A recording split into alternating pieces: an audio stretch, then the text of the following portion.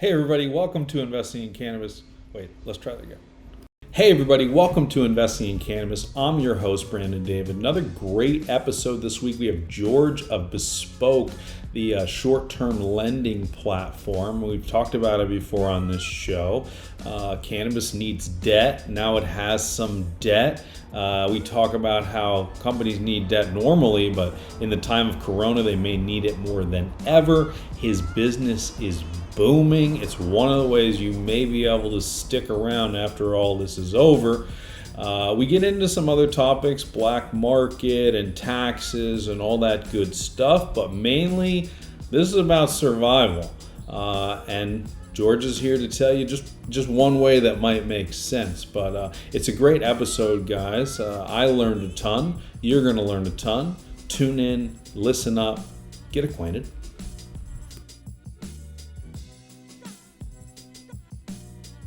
Well, George, thanks so much for joining us. Been excited to do this episode for some time now. I guess we met, I don't know, once upon a time, I think at a conference maybe in the Bay Area. But our connection more formally was Judson, a friend of mine, and now an employee of yours. But welcome. Thanks for being here. Thank you. It's great to be here. I'm glad we could finally do this after the delays. After the delays, for good reason. I mean, we're trying to be safe, and we're going to get into the fact you're super busy at the moment, which is kind of different for most people. But yeah, Corona, so it took us a little longer. But welcome regardless. Excited to have you here. And let's get started just with how things are going in this time of Corona. I mean, kind of more people need your services than ever in a lot of ways, right? Yeah, no, we've definitely seen an increase when it comes to inbound inquiry, companies that are, there's a lot of broader market volatility when it comes to the financing space. For cannabis, the equity capital markets, as everyone knows, the conditions had worsened starting in late 2019. So there was some element of the industry dealing with this a little bit in advance, having to game plan their capital making decisions.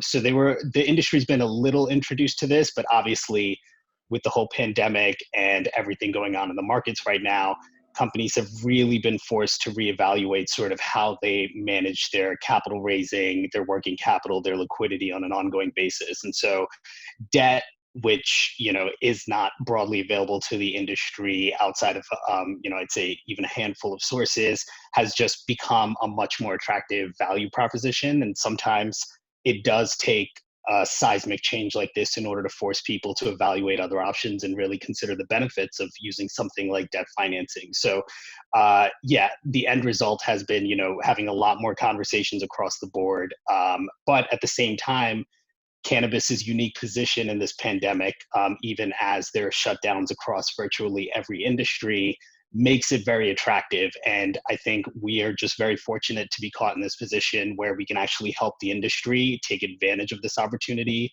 survive through this volatility, and really come out stronger, I think, in all, not just for individual companies, but the industry overall.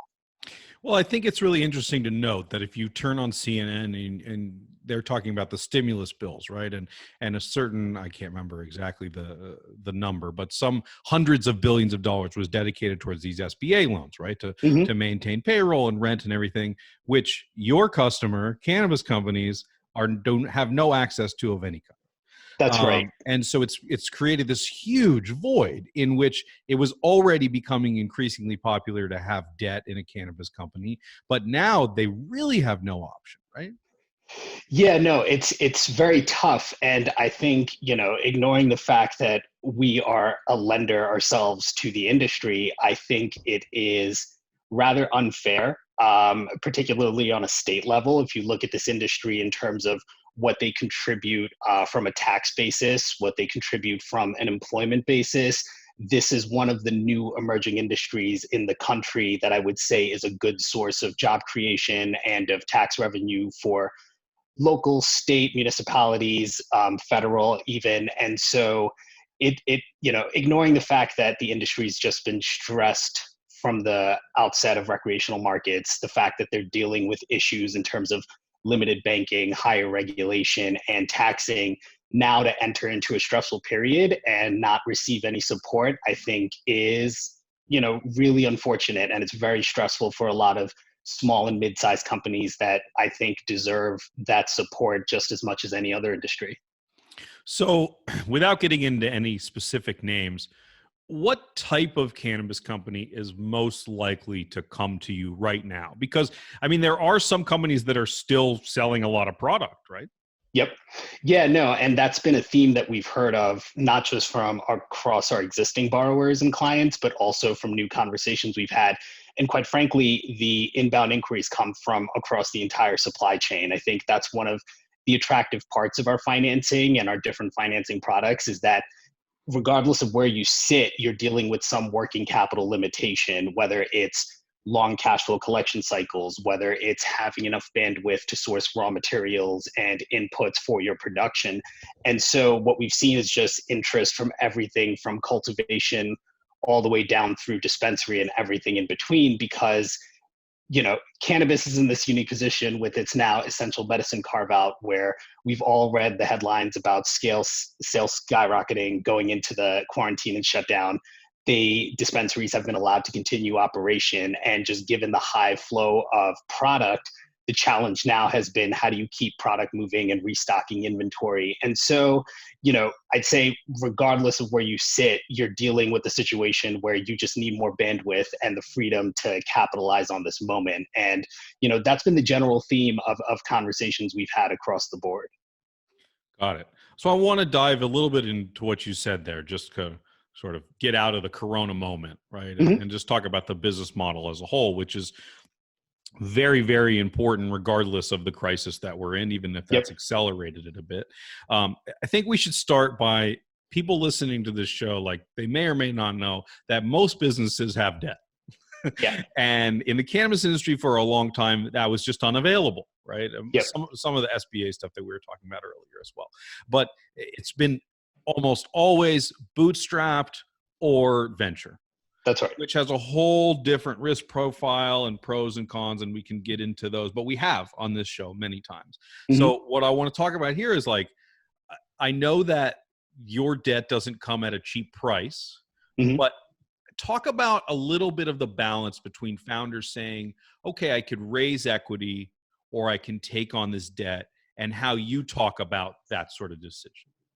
Sure, yeah. And part of this is just given where the industry's starting from the standpoint of legal on a state basis, illegal on a federal basis, institutional investors really not being allowed to enter into the space. And so, if you rewind the clock, especially in the California market, into early 2018, into the early part of 2019, these investors that came in from the VC side, they, I believe, had forecasted much higher growth rates for the industry than ultimately materialized for a variety of reasons. I don't think it was an incorrect assumption. I personally believe that cannabis will morph into a large vanilla consumer product industry like any other. And so it will take its place eventually alongside other industries. And I think that's what investors were looking at the time. Unfortunately, very industry-specific challenges have, not allowed that growth to really translate right out of the gate, which is understandable. And so the fundraising environment, where you look at investors now having to reprice what their forecasts are and really looking at where previous raises and valuations had come in versus new current conditions and what they're forecasting going forward, it's challenging and it's very tough. And, if you look at in a CFO position or in a leadership position, you're evaluating options. So I'd say the valuations you were receiving from the equity capital markets in 2019 were very frothy. They were very exuberant. You had very good access to large scale capital with, no real terms other than the sense that you're diluting down control of your business and bringing on investors and new voices into the company. Fast forward to today, it's a much different dynamic. The valuations that you get from the equity capital markets, I think, are far more dilutive for the owners and the operators of these businesses. And so it's all relative. Our rates have generally remained about fixed from the time we have started this company. And so I think the value proposition has increased, But also, I think the non-dilutive aspect of it, the ability to retain control of your companies, I think operators are starting to appreciate that a lot more. And from a top-down perspective, if your thesis is that this is ultimately going to morph into a regular vanilla consumer product industry, then to your point, yes, some component of debt financing has to exist. It's a very cost-effective way to lever up operations, to manage your cash flow, and to really retain control of the future of your company. And so I think all of this is coming together, and the smarter companies that we deal with and the companies that are more forward looking, I think, are starting to appreciate that difference and that nuance. And I think, it's a message that slowly will bleed in. But to be fair, for a lot of these companies, debt financing just wasn't broadly available. So they hadn't spent a lot of time evaluating it before, versus now it has to be a serious point of consideration for any company, just given what's available for all of them. And just for listeners, like, you do have to have cash flow to qualify for this kind of debt, right? We're not talking about a convertible note here. We're not talking about a safe, like that you're lending. Well, we should get into some of the products. What do you lend against directly? Who qualifies for this kind? Sure. Yeah. So we've done a lot of work addressing the hurdles that are keeping traditional and alternative lenders out of the space. And a lot of that has been informed by the experience of our sister company, Produce Pay, which is a fintech platform that was founded by my two other co-founders, Ben and Pablo, in 2014. They serviced an industry that's really been overlooked by traditional and alternative lenders. And so what that requires is you have to go in there, you have to figure out how you underwrite risk appropriately, how you gauge each borrower in the absence of broadly available data. There are no credit bureaus, there's no credit history. And so that's really helped us leapfrog a lot of the issues when it comes to evaluating a space that most people haven't looked at from a lender's framework. And so when we look at companies and applicants that come in, for us, there's two sides of our review. One is regulatory due diligence, right? We want to ensure that we're only servicing companies that are operating within the legal market, and not in the gray and not in the black. So that's standard across the board. Beyond that, from a financial perspective, what we like working with are companies that have established business models, that have an engine, let's say, that works appropriately, but can use additional fuel by way of capital to tighten up that cash flow cycle. There's a whole host of expenses you deal with just as a regular business owner that's compounded in the cannabis space between taxes, between regulatory obligations, between testing fees, you name it. And so I think the ability for us to see that this is a business that works in principle, that the leaders and the team have really focused on execution, but now they just need that additional help of capital, not just to make their own processes more efficient, but also to allow them to be in a position to take advantage of new business opportunities, to grow into new markets, to broaden out their offering, to sell on more attractive terms. There's a variety of ways that you can use our financing products. And so part of it is solving problems in the sense of, I don't have enough cash flow coming in to manage my business. Part of it is looking at it as a useful tool. How do I use this to enhance my business, even if everything is currently working as it should be? There's definitely more opportunity out there, especially in this environment. And so we try to solve problems and enable companies to do more. Got it. That's a great answer. Specifically, though, there's this invoice, inventory, and PO. Can you kind of talk about the differences there and why somebody might want to use them? Sure. Yeah. So, our various financing products are essentially tiered based off of where on the balance sheet these companies are facing their issues. And so our invoice financing is a very straightforward product. If you are selling product to your customer, issuing an invoice, but then ultimately not collecting for a period of 75 or 90 days, just given challenges within the lack of banking that the industry deals with on an ongoing basis, our invoice financing is a product that allows you to borrow against those future receivables. And so you have a way to access capital immediately to use as you need. And ultimately, when those invoices do pay, you are collecting the excess of those invoice amounts, and it flows through Bespoke. And what that does is, any large AR balance that sits on your balance sheet, it's a lockup of your working capital that you cannot access. And so what we're doing is helping unlock value on the balance sheet. Our second product, purchase money financing, that's more a way for, if you're in the middle of the supply chain, let's say you're an extraction facility that is receiving POs or has good interest from your client side in order to, they want your product, they want you to produce goods for them, but you are unable to turn around and acquire the raw materials, the packaging, whatever the case may be, just because you're waiting on this long cash flow collection cycle, or you're already fully expent in terms of your bandwidth from a capital perspective. Our purchase money financing is a way for us to finance that transaction, whereby we will finance the acquisition of your raw materials, allow you a period to finish production of goods and sell to customers, and ultimately we collect from your customers directly.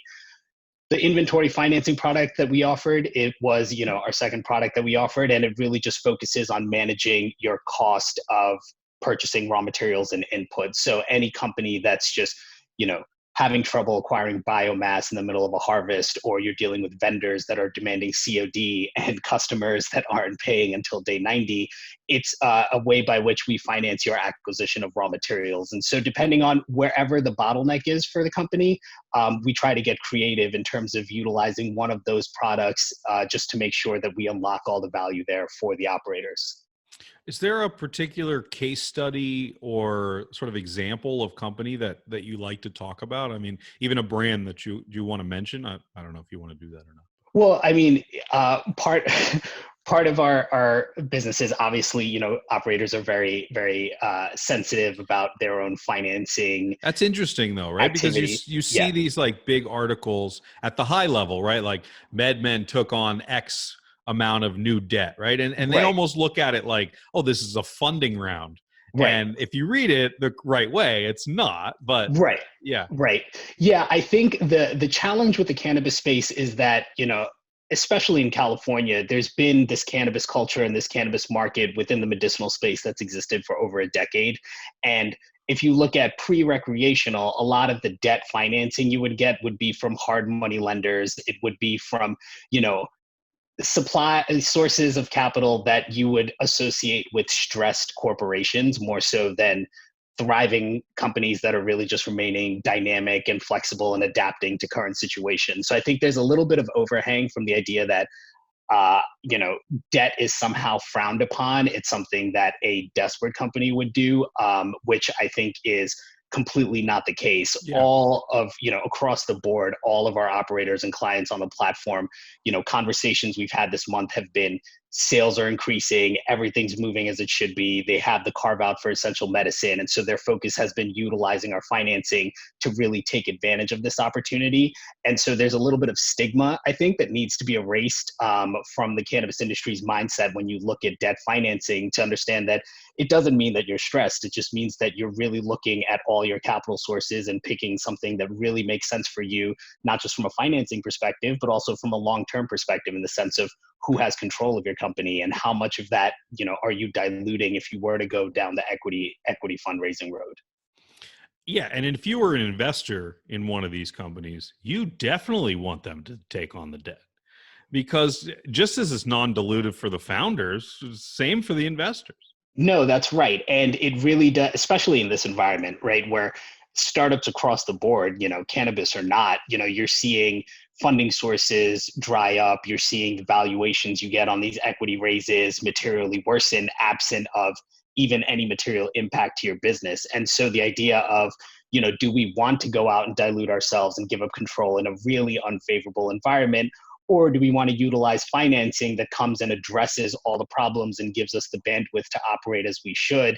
And then, wait until market conditions improve, wait until you grow to a position where you can really meaningfully hit a much larger valuation. I think these are all considerations that every company should be making right now. Yeah. I want to step back a little bit and talk about your background, and that leads into why you started this company, or how you started this company rather. Sure. I guess the starter question is, I mean, you have this rich finance background. Clearly you were in the Wall Street world. I'm snooping on your LinkedIn, Goldman Sachs, and, NYU, you clearly were in that world. Like, why cannabis? Why do you want to be in this thing? You could have done anything. Literally, you could have done anything, right? Yeah, I mean, I'd say, I had decided very early on that finance had been the road for me. I grew up in New York, worked at investment banks like Goldman, went to Guggenheim Investment Management after on, where I spent 8 years. And if you look at my time spent there, the vast majority of the time has been focused on the structured credit and really esoteric lending spaces. And if you remember back to the previous crisis in 2008, 2009, coming out of that recession, a lot of banks had retreated from financing industries that they were very active in before the crisis. And so working at a large institutional money manager, all of these companies realized that, stepping into this void left by banks retreating offered them as lenders an opportunity to earn outsized yields and lend with structures that are more lender favorable, right? So it was a very opportunistic moment for the industry. And so I spent 8 years as a portfolio manager analyst reviewing all sorts of really funky deals where you had to underwrite the value of the asset. You had to really understand what the specific risks were for these non-vanilla industries. And the results spoke for themselves. That sector outperformed dramatically. And so I had spent a lot of time sort of looking at financing within non-vanilla spaces.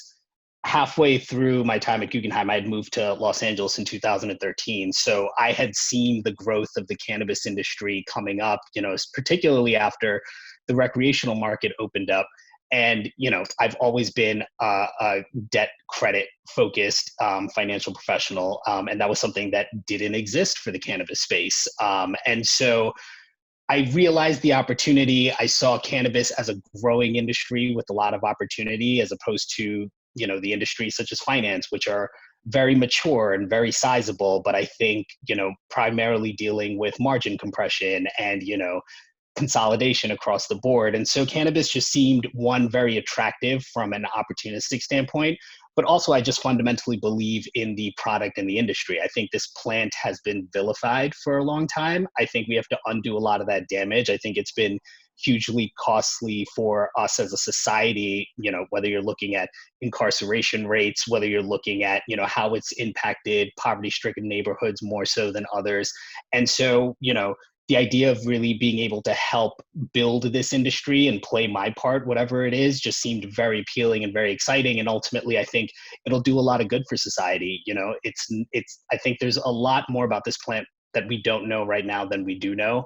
It's encouraging to see the investment on the scientific side to understand how we can better help people, in a nation where you're dealing with an opioid crisis and, just stresses of day-to-day living, and even, just comfort for, terminal patients and all of that. So I think there's a lot of different avenues that this can really help across the board.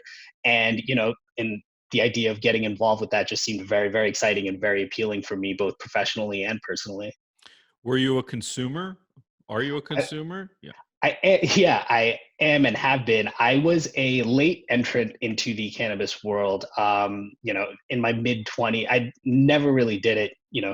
I come from a very conservative Indian family, and to my point of cannabis being vilified, it just never was something that I had tracked in. And then in my mid-20s, I couldn't exactly tell you why. I just decided I would give it a shot. And I was really pleasantly surprised by, a lot of the myths that you hear about it and about its usage. I just found just were not true. And I found it to be very helpful for me just on a personal level. Mm-hmm. And I also had, friends and family that were dealing with, cancer or chronic pain. And so, especially when I was in LA, I would bring, CBD tablets or, whatever I could over to my friends and family, and the feedback was incredibly positive. And so, it just further solidified my belief that, this is just a plant that's been completely tarnished and, to a large degree still remains very, very misunderstood.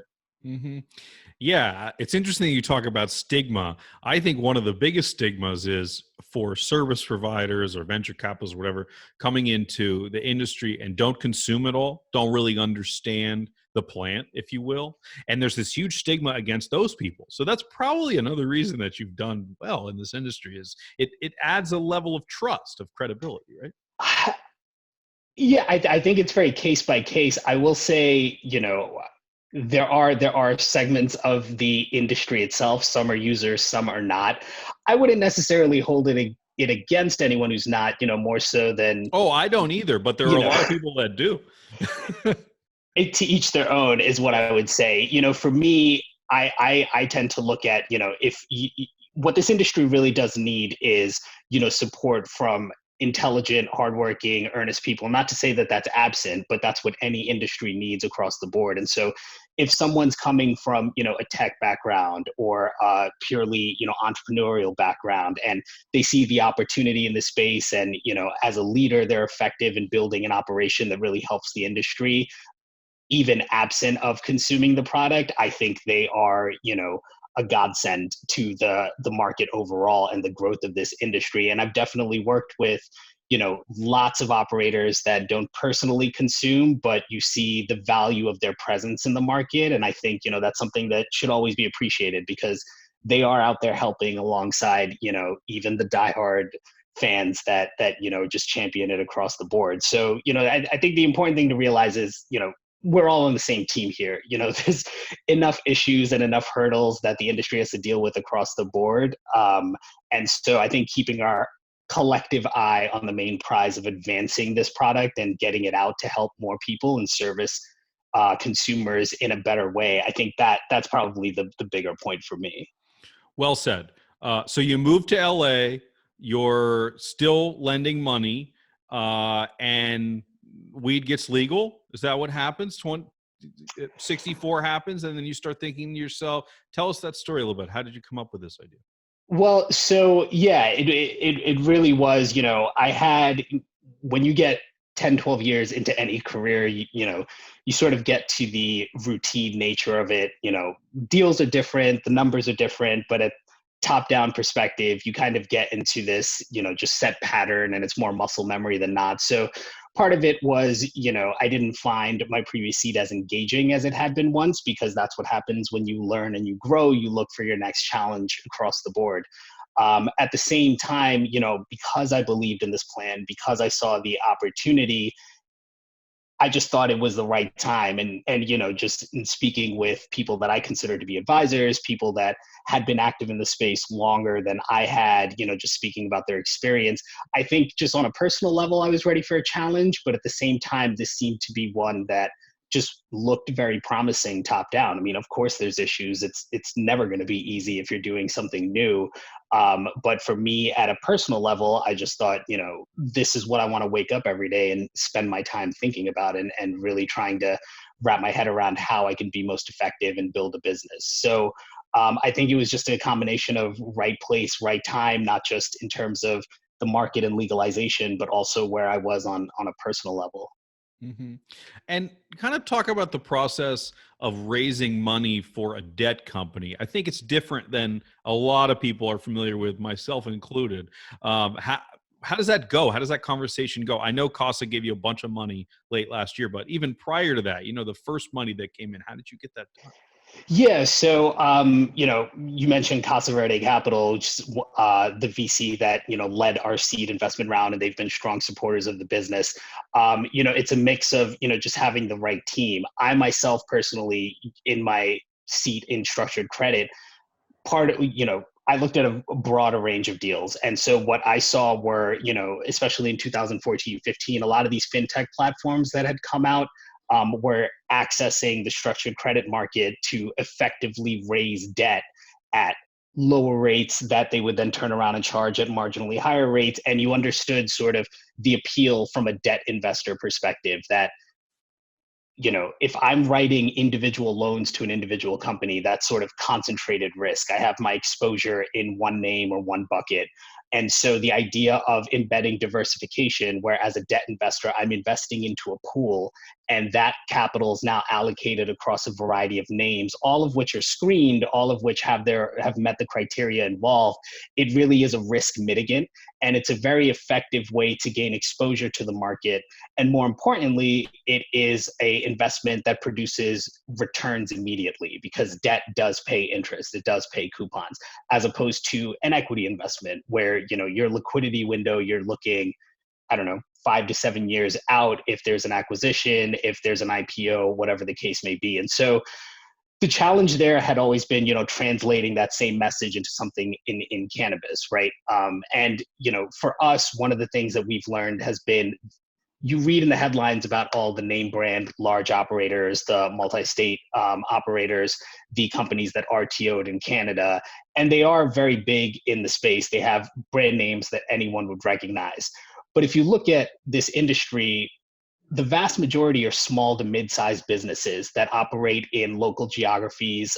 They've probably been involved for a number of years at this point, and they never really got to the point where they were grabbing headlines in terms of their activity. And because our offering is so broad, and because we reach out to every single tier of the market, what we found was there's a lot of value in these small to mid-sized enterprises that were being overlooked by investors that were really just chasing whatever company they just read about in the news. And so for us, in terms of raising the credit facility and our own bandwidth in order to turn around and service our customers, it was all about translating that message. And what really helped was, the fact that our sister company, Produce Pay, which had already gone down this road and, now is in a position where they have a $200 million credit facility from the largest agriculture-focused bank in the world. I think it's very, very analogous to what we're trying to build with Bespoke. And, at the end of the day, you have to, keep working and keep knocking on doors, and ultimately your message will resonate with the right investor that's looking at the opportunity the same way you are. Well, obviously it's working because you raised that $7 million just late in 2019, which I'm sure you're very happy you got in the door before this nonsense started. But we actually did further increase that very early into 2020, which was, very, very fortunate for us as a business in the sense that we've lined up additional bandwidth. And part of that, not to say anyone saw this pandemic or this crisis coming or this shutdown in capital markets, but starting in Q4, what we just started seeing was a groundswell of demand for debt financing as other options. You already had a limited number of funding sources to begin with, and that reduced even further. And so we were just trying to effectively get ahead of what we forecasted to be increased demand. And it's just put us in a very, very important position where for the industry overall, we remain one of the remaining capital sources that companies can come to, and we have the bandwidth to deploy. Our financing isn't tied to broader market volatility. It's on balance sheet. It's committed. And so, for us to lock up that bandwidth to continue servicing our customers has proven to be very, very, very pivotal, especially in this period. What I find fascinating is that traditionally, venture capitalists are paranoid when their portfolio companies spend money really quickly, right? But in your case, they're super excited to see all of it go out the door, right? Well, it's lending, so it's expected to come back. So, but it's a big difference, right? I mean, most venture capitalists like, how long can this last you? Right? How can you extend your runway? In your case, it's like, how fast can you deploy this? Right, exactly. And it's not just its speed, but it's also making sure you're deploying it in the right way, right? So one thing that I did see over the life of these fintech companies that came up in 2014 had been ultimately you get to a point where people start stretching their credit standards, they start relaxing it, and you start to see that performance start to build up. So for us, what was very interesting for me in 2019 was that, especially in the early part of the year, it was a very frothy equity capital market situation. And towards the end of 2019, what I realized were some of the biggest wins for our company had been instances where we had walked away from deals just because we didn't feel comfortable with the final offer in terms of what the middle ground between us and our borrowers were. And so I think discipline is a huge role. It plays a huge role in the success of any financial company, particularly a lender, because as an equity investor, there's upside, right? You're buying the dream, you're buying the growth and the forward-looking idea of what this company could grow into. As a debt investor, your upside is everything goes as you expect it to go, and you get your principal and interest returned. The flip side is there's a lot more downside. So our risk return profile just forces us to take a more conservative approach when reviewing these companies, and having the discipline to sacrifice the additional revenue, sacrifice, adding another client for the sake of sticking true to our underwriting principle. I think that's what will ultimately prove our success as a company, in the sense that we're not just deploying capital very, very quickly, but we're doing it in a very responsible, sustainable way. And I think that sustainability aspect is very key for anyone who's looking to work with a debt financing provider. It's, there's no point in signing up with a funding source that's going to get turned off the next day. When this crisis broke out, a lot of users on these fintech platforms logged in and found that their credit lines had been pulled and they didn't have access to it really out of the blue. And so if you are building your business and you're shaping it by incorporating an additional source of capital like our debt financing, you should also be considering how, are they acting responsibly enough so that they will be around to continue servicing us going forward. Yeah, that's a really good point. A question any founder should ask, right? Mm-hmm. At the time when they're sort of thinking about taking on this kind of financing. So you're going into 2020, going into Corona with this big war chest, Mm-hmm. and you had a lot of growth plans for 2020. How Mm-hmm. much have you seen that increase during this period? I mean, are you seeing a lot more? How's that gone? Yeah, it's again, lots of reach outs. Q1 2020 was important for us for a variety of reasons. When we launched the company in 2018, we had initially only focused on the California market. Q1 of 2020 was when we branched out. So we have now set up operations and begun servicing companies in the Colorado market, in Oregon, in Washington. We expect to add additional states later in the year as we work through our, setting up our internal operations. Just this year, you've added those states. Just this year, yeah, really just this past quarter. And there's I'm sure there is some competition in the world, but is it because it's not localized? I mean, is it like there just doesn't exist in those states? Well, it's across the board. Yeah, there aren't really, a ton of lenders across the board. You will get some sort of smaller shops that write one-off deals on an individual basis. For us, part of our approach to the space has been the scalability aspect of it, right? So leveraging our tech platform, leveraging our, standard financing products that can be tweaked with levers and, be made to be more appropriate for each individual borrower. From a top-down perspective, it's a very scalable financing source and a very scalable product. And so for us, offering that out to other established markets and getting our name out there, and also broadening out our geographic coverage. I think all of it is just opportunity for us. And the way we evaluate it is how can we move into these new markets, continue servicing our existing clients and new clients, and really just build our brand. It not only, opens up new business opportunities, but it makes us better at our job that we're reviewing these individual markets, because cannabis is a very state-by-state, environment. And so it just informs our experience. It, broadens our data set, and it just makes us more informed lenders in the space. Mm-hmm. Absolutely. I think one of the really interesting things about your business is, in my opinion, you might be one of the best bets against the black market. Like you're kind of one of the tools that's so needed to remove that. Right. I mean, how conscious of that are you? I guess how much of that? Well, yeah, I'd say, there's a lot of work to be done on that leg, right? The black market remains a very, very challenging prospect for operators in the legal space. I like to think that, us alongside a lot of other service providers that are servicing cannabis, we are slowly marching the market standard closer to the legal side. And, the more our financing is available, the more competitive legal companies get relative to the black market space.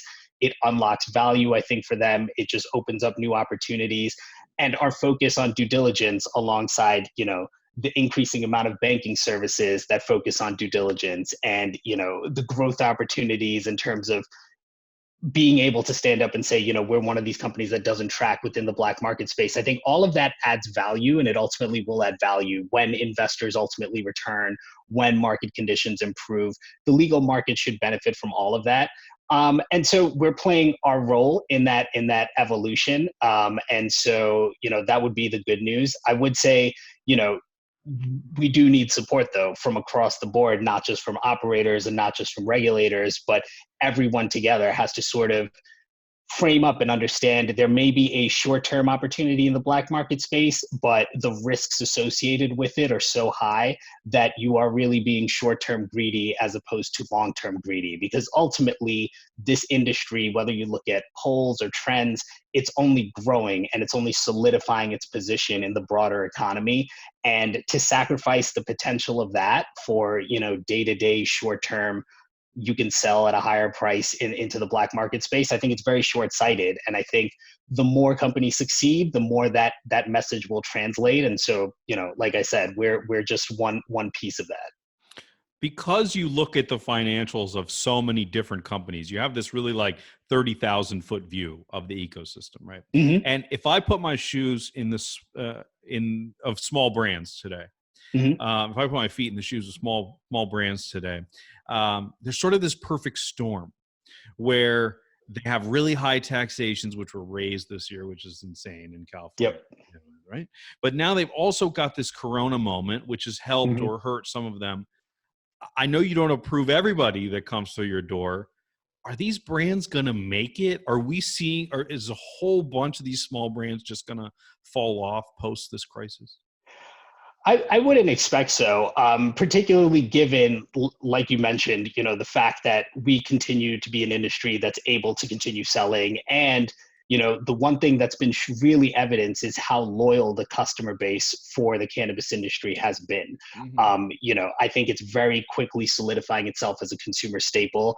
I think on the margin, actually, with this whole pandemic, where people are focused on contamination and exposure to products, and you can't leave your house in LA without wearing a mask to go in a grocery store. I think from a consumer perspective, this would probably help in terms of making the value proposition of legal cannabis stand out that much more. It's, this product has been tested, it's been tracked, it's been transported safely.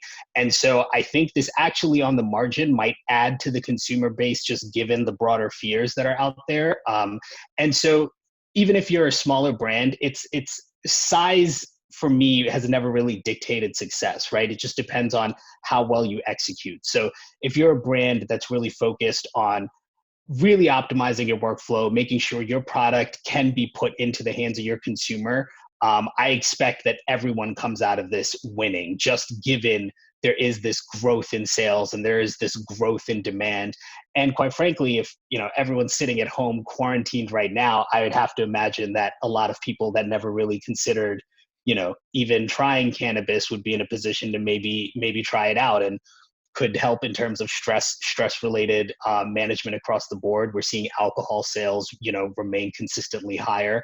And so I think on the margins, this actually might be more of an opportunity for these, even if you're a smaller brand, to really get your product out there and start telling your story. So to be inflammatory, did you just say that Corona was good for the cannabis industry? Yeah. Yes, you can direct quote. No, I did. No, it's there's challenges, right? There's always challenges, but in terms of, whether you're looking at from a governmental perspective, getting that vote of approval to be carved out as an essential medicine, being allowed to continue servicing and selling product, I think those are things that no one could have forecast, and they're definitely positive for the industry. Now, the flip side is no one really knows how this is going to shake out. Is it going to get worse? Are there going to be more draconian quarantine measures being put in? There's a lot of unknowns out there, right? So it's not as though problem solved, everything's great.